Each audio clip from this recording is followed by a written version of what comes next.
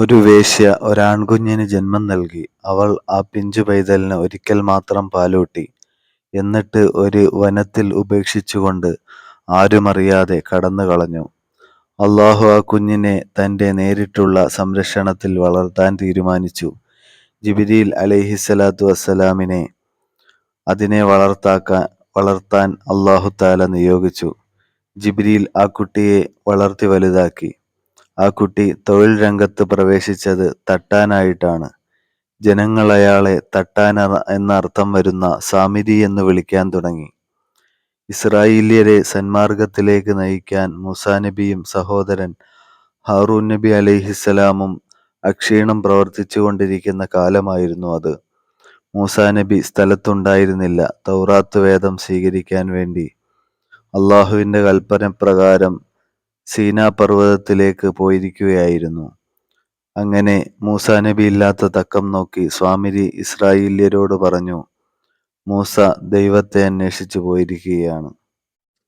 ദൈവം ഇവിടെയാണുള്ളത്. വേണമെങ്കിൽ ദൈവത്തെ നിങ്ങൾക്ക് ഞാനിവിടെ കാണിച്ചു തരാം. പക്ഷേ നിങ്ങളൊരു കാര്യം ചെയ്യേണ്ടിയിരിക്കുന്നു. നിങ്ങളുടെ ആഭരണങ്ങളെല്ലാം കുറച്ചു നേരത്തേക്ക് എന്നെ ഏൽപ്പിക്കുക. ആ ആഭരണങ്ങൾ ഉപയോഗിച്ച് ഞാൻ ജീവനുള്ള സാക്ഷാൽ ദൈവത്തെ ഉണ്ടാക്കാം. അത് ശബ്ദിക്കുകയും ചലിക്കുകയും ചെയ്യും. നിങ്ങൾക്കതിനെ കൺമുന്നിൽ കണ്ടുകൊണ്ട് തന്നെ ആരാധിക്കാം. അത് അദൃശ്യ ദൈവമല്ല, മൂസയുടേതുപോലെ. സാമിരി ജനങ്ങളെ കബളിപ്പിക്കാൻ തുടങ്ങി. സാമിരിയെ ഈ ഉദ്യമത്തിൽ നിന്ന് പിന്തിരിപ്പിക്കാൻ സ്ഥലത്തുണ്ടായിരുന്ന ഹാറൂൻ നബി അലൈഹിസ്സലാം തന്റെ കഴിവിന്റെ പരമാവധി ശ്രമിച്ചെങ്കിലും ഫലമുണ്ടായില്ല. ഇസ്രായേല്യർ സാമിരിയുടെ കെണിയിൽ ശരിക്കും അകപ്പെടുക തന്നെ ചെയ്തു. അവർ തങ്ങളുടെ ആഭരണങ്ങൾ സാമിരിയെ ഏൽപ്പിച്ചു. ജിബ്രീൽ അലൈഹിസ്സലാത്തു വസ്സലാം എന്ന മലക്ക് വളർത്തിയ സാമിരിക്ക് സ്വാഭാവികമായും ചില അത്ഭുത വിദ്യകൾ വശമുണ്ടായിരുന്നു.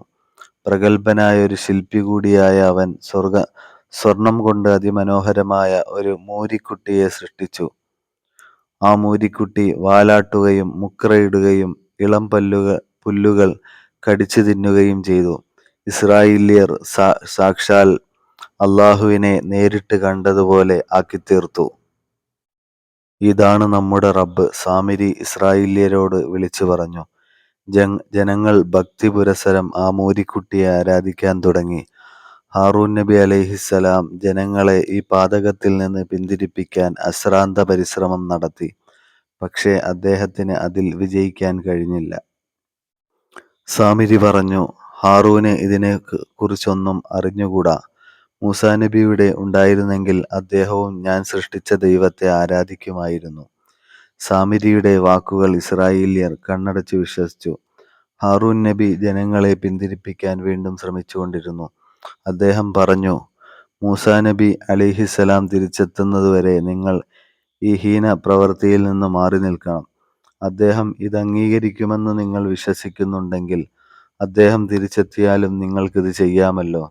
അല്ലെങ്കിൽ എന്നോട് അദ്ദേഹം കോപിച്ചെന്നു വരും. പക്ഷേ ഇസ്രായേല്യർ മൂരിക്കുട്ടിയെ ആരാധിക്കുന്നതിൽ നിന്ന് പിന്മാറിയില്ല. ചുരുക്കം ചില ബുദ്ധിമാന്മാർ മാത്രമായിരുന്നു അതിന് അപവാദം. തിരികെ എത്തിയ മൂസാ നബി അലൈഹിസ്സലാം ഈ രംഗം കണ്ട് കോപാകുലനായി. അന്തം വിട്ടു നിന്ന സഹോദരന്റെ താടിക്ക് പിടിച്ച് വലിച്ച് മൂസാ നബി അലൈഹിസ്സലാം ശകാരിക്കാൻ തുടങ്ങി. ഹാറൂൻ നബി അലൈഹിസ്സലാം യഥാർത്ഥ സംഭവം വിവരിച്ചപ്പോഴാണ് മൂസാ നബിയുടെ കോപം അടങ്ങിയത്. സാമിരി തങ്ങളെ വഞ്ചിച്ചുവെന്ന് ബോധ്യം വന്ന ഇസ്രായേല്യർ അള്ളാഹുവിനോട് മാപ്പിരക്കാൻ മൂസാ നബി അലൈഹിസ്സലാമിനോട് അപേക്ഷിച്ചു. അജ്ഞത മൂലമാണ് തങ്ങൾ തെറ്റ് ചെയ്തതെന്ന് അവർ പറഞ്ഞു. നിങ്ങളുടെ പാതകം ഗുരുതരമാണ്. ഹാറൂൻ നബിയുടെ ഉപദേശം നിങ്ങൾ അനുസരിച്ചില്ല എന്നതിനാൽ അജ്ഞതയെന്ന ഒഴികഴിവിന് നിങ്ങൾ അർഹരല്ല. മൂസാ നബി അലൈഹിസ്സലാത്തു വസ്സലാം പറഞ്ഞു, തെറ്റുപറ്റിയതിൽ ഞങ്ങൾ അതിയായി ഖേദിക്കുന്നു. ഏതായാലും ഈ പാപത്തിൽ നിന്ന് മുക്തരാകാൻ ഞങ്ങൾക്കൊരു വഴി പറഞ്ഞു തരണം. ഇസ്രായേല്യർ അഭ്യർത്ഥിച്ചു. ഞങ്ങളുടെ തെറ്റിന്റെ ശിക്ഷ പരലോകത്ത് വെച്ച് ലഭിക്കുന്നത് ഞങ്ങൾ ഇഷ്ടപ്പെടുന്നില്ല. ശിക്ഷ ഈ ലോകത്തിൽ വെച്ച് തന്നെ ലഭിക്കാൻ അങ്ങ് അള്ളാഹുവിനോട് ദുആയിരുന്നാലും. വൈകാതെ മൂസാ നബിക്ക് വഹ്യ് വരികയാണ്. അവർ സ്വന്തം ശരീരങ്ങളെ വധിക്കണമെന്നായിരുന്നു അത്. നബി ഈ വിവരം ഇസ്രായേല്യരെ അറിയിച്ചു. അള്ളാഹു നിശ്ചയിച്ച ശിക്ഷ സ്വീകരിക്കാൻ അവർ സന്നദ്ധരായി മുന്നോട്ട് വന്നു. ആ സന്നദ്ധത കാരണത്താൽ അവരെ പാപത്തിൽ നിന്ന് കരകയറ്റി. അവർ അന്ധവിശ്വാസത്തിന്റെ പിടിയിൽ നിന്ന് രക്ഷപ്പെട്ടു. എന്നാൽ സാമിരി ഇതിനൊന്നും തയ്യാറല്ലായിരുന്നു. അയാളുടെ മൂരിക്കുട്ടനെ ജനമധ്യത്തിൽ വെച്ച് തീയിലിട്ടുരുക്കി കളഞ്ഞു. മൂസാ നബി അലൈഹിസ്സലാം അയാളെ ശപിച്ചു. അതിന്റെ ഫലമായി അയാൾ ബീഭത്സമായ കുഷ്ഠരോഗത്തിന് അടിമപ്പെട്ടു.